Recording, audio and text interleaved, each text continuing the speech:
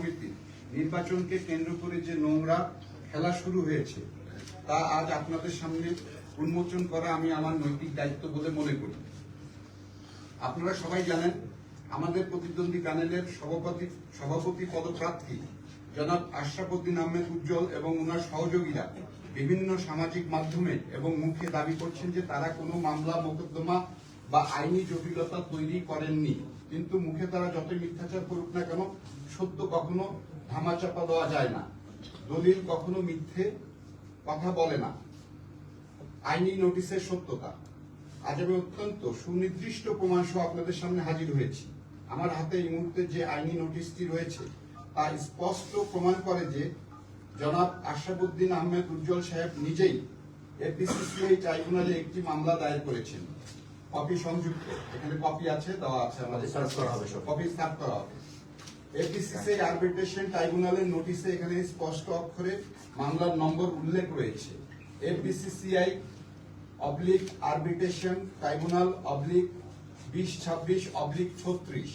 এই মামলার বিষয়ে উল্লেখ করা হয়েছে আরবিট্রেশন ট্রাইব্যুনাল এফবিসিসিআই মামলা নাম্বার 8/2026, একদম ক্লিয়ার মামলা নাম্বার 8/2026, যেটা দায়ের করেছেন আমাদের আশরাফ উদ্দিন উজ্জ্বল সাহেব।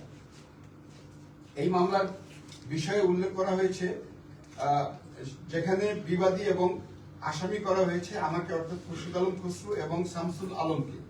গত 15/7/2026 তারিখে এই নোটিশটি ইস্যু করা হয়। তাহলে আমার প্রশ্ন, যারা প্রকাশ্য দিবালোকে আমাদের বিরুদ্ধে ট্রাইব্যুনাল মামলা ঠুকে দিয়ে আবার সামাজিক মাধ্যমে বুক ফুলিয়ে বলছেন তারা কোনো মামলা করেনি, তাদের এই দ্বিচারিতার মানে কি? তারা কি সাধারণ ভোটারদের এতই বোকা ভাবেন? মুখে এক কথা কাজে আর একটা, এটাই কি ওনাদের সততা? ভোটাধিকার হরণের ষড়যন্ত্র।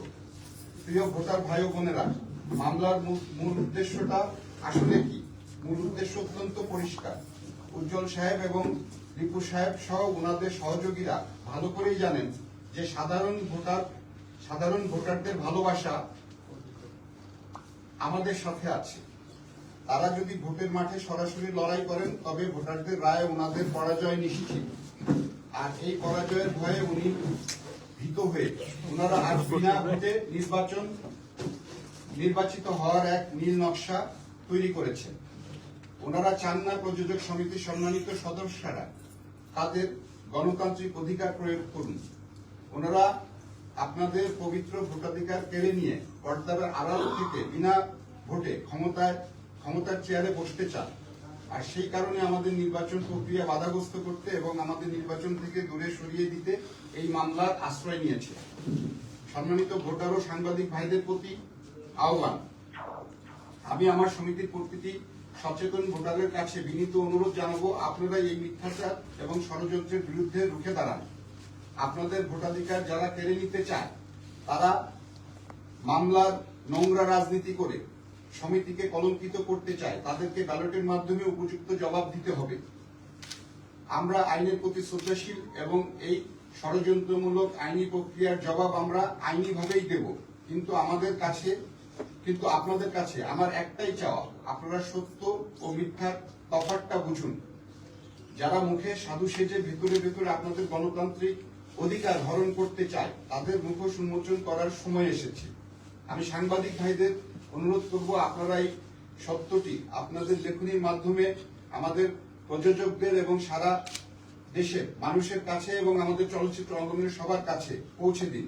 কোনো অন্যায়ের কাছে আমরা মাথা নত করব না। আপনাদের অধিকার রক্ষার লড়াইয়ে শেষ পর্যন্ত আমরা মাঠে থাকব। সবাইকে ধন্যবাদ।